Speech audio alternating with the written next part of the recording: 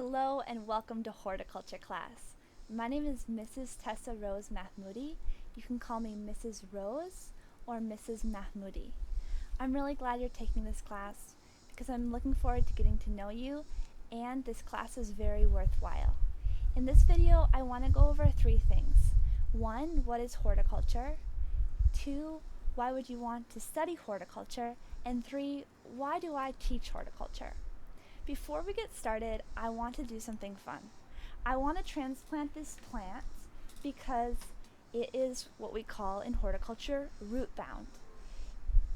I want to transplant a plant not only because I try to make this class as interactive as possible, but because it represents something that we're covering in this video. The point of taking horticulture class. What I mean by that is this plant's roots is constricted, kind of like our understanding of horticulture. This plant has much above ground growth, just like you have a lot of experience interacting with horticulture, even though you might not have been aware. You've interacted with plants with going to nature areas such as parks or national parks or state parks. You've gone to sporting events and seen the beautiful turf that's really important to keeping the athletes safe. You may have bought in flowers or been on the other side of bought in beautiful cut flowers. So you've interacted with horticulture, but your ability to explore the depth and beauty of the plant's underpinning science has been limited. Just like this plant has a lot of above ground growth, but its roots are being constricted. So we're going to transplant the plant and give it more room to explore soil and get nutrients, just like we're going to take this course and get more knowledge and opportunity to understand how plants work. So we're going to be transplanting this plant to a larger pot, and when you're choosing a pot, it's really important that it has drainage. So you can see at the bottom of this at the bottom of this pot there is a hole, and that's really important so that the plant is not continually sitting in water. Its roots obviously want water because that's one of the main purposes of roots, is to uptake water and nutrients. But just like if you had your feet sitting in water all day, that would not be good for your health. Same with plants. If plants' roots are soaking in water all day, they can have fungal diseases. Alright, so before we transplant the plant, we want to put some soil in this pot.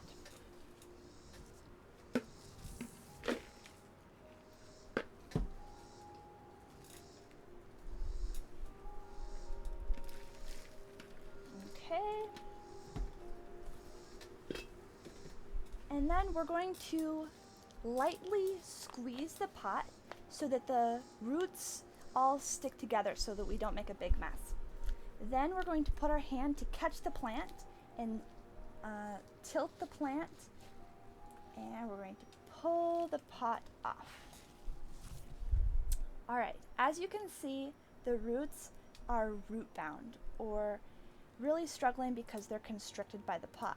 They're growing in a circle because roots have the ability to sense when they're running into something.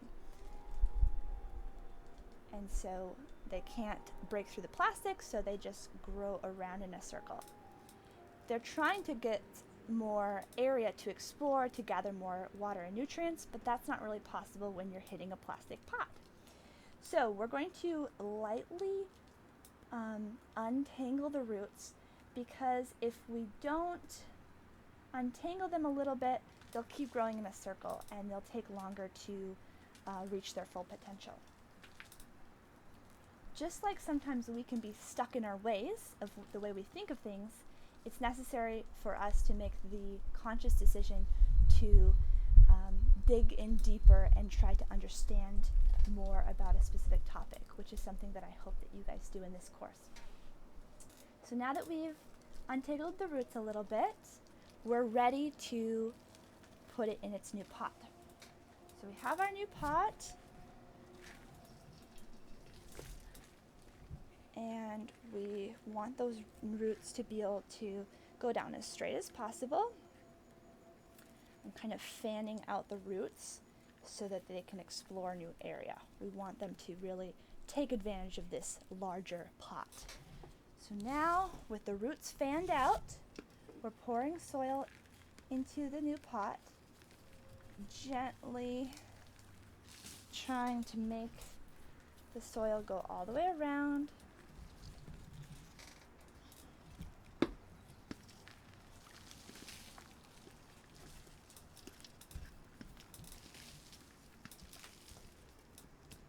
Transplanting can be a little bit of a messy project, so you're going to want to put a plastic or newspapers down. I've put down a plastic tarp so that the soil is caught by something. All right. Now that we've added the soil, we're going to lightly press around the plant to secure it in its new environment. Not pressing super hard, but just securing it carefully. Okay, now that it is in its new pot, it looks great. We are going to water the plant in order to give the soil moisture so that the plant is rewarded for its exploring of its new area.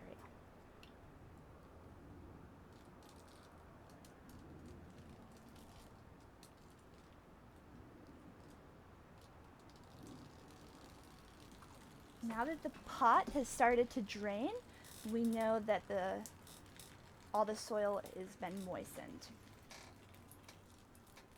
All right, now it's time to put this plant in a window or outside in the correct amount of sunlight. Excellent.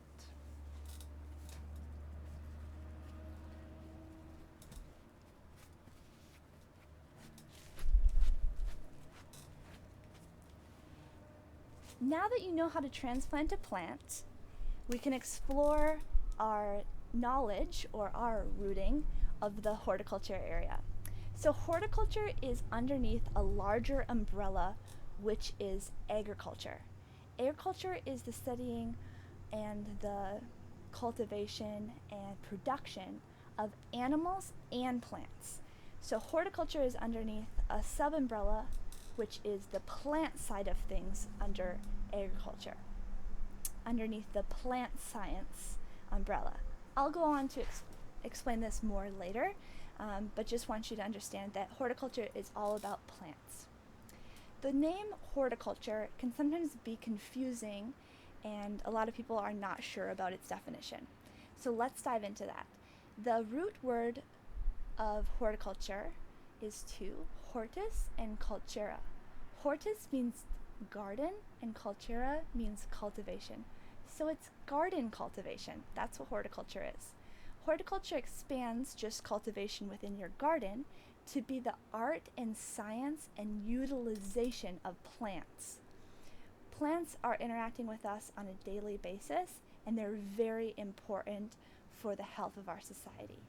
That goes into our second point.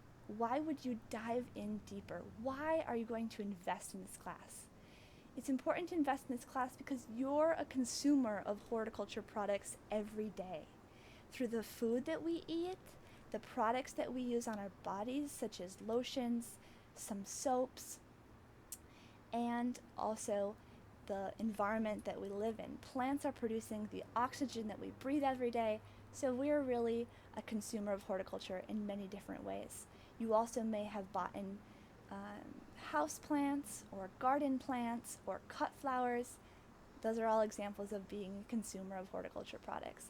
I want you to be a more informed consumer so that you understand your choices better. For example, apples are a horticulture product. There's lots of different apples on the market. You can understand how those cultivars were bred and how they got to be such a wide range of apples available to you, from Honeycrisp to Golden Delicious. Okay, my second point of why studying horticulture is worthwhile is that understanding plants can prevent disasters. What I mean by that is that you can prevent disasters on a small scale, such as your houseplant dying, or you can prevent macro disasters, such as plants getting a disease in a field and that causing the lack of food for a population, which can cause famine. understanding plant science can help you prevent those large famines. Furthermore, plants are a big business. Lots of money is being made with horticulture every day, from the cut flower industry to the landscape businesses in your hometown to the fruits and vegetables that you buy at your supermarket. These are all large industries which there's lots of opportunity for entrepreneurship and also careers available. And being more informed will help you interact with these industries and opportunities more fully. So the third point, why do I teach horticulture? I love studying plants. From when I was a child, I grew up on a large farm, and every day I was interacting with plants in the field to in my garden. And I always had lots of questions. I had a lot of curiosity on why did this plant die and this didn't? Or why were my tomatoes looking really good one year, whereas another year they were really struggling? I also had a lot of ideas and thoughts on how to improve the growth of plants. So this combination of curiosity, questions, and ideas that I had is a part of the recipe of what it means to be a scientist. So I decided to study plant science at the university that I attended. Just like this plant that now has more soil to explore, and I studied plant science, I explored a lot of area, and I realized there was even more to explore. So I decided to study my master's degree in plant science related, specifically plant pathology. So I studied plant pathology at Texas A&M University, and for my master's research, I got to explore the specific interaction between a plant and a bacteria. So this interaction is like a really, really good friendship. The plant and the bacteria. So the plant provides this home for the bacteria. Where's the bacteria? Living on the plant's roots. The roots are acting as a home and a grocery store and just a comfortable place to be for the bacteria. The bacteria is providing a service to the plant as well, which is helping the plant during stressful times. Think of it as a really good friend who's helping you go through a stressful time. So the bacteria can actually help the plant be more resilient when it doesn't have enough water or when it's very stressed out because of heat or the lack of water, which is called drought.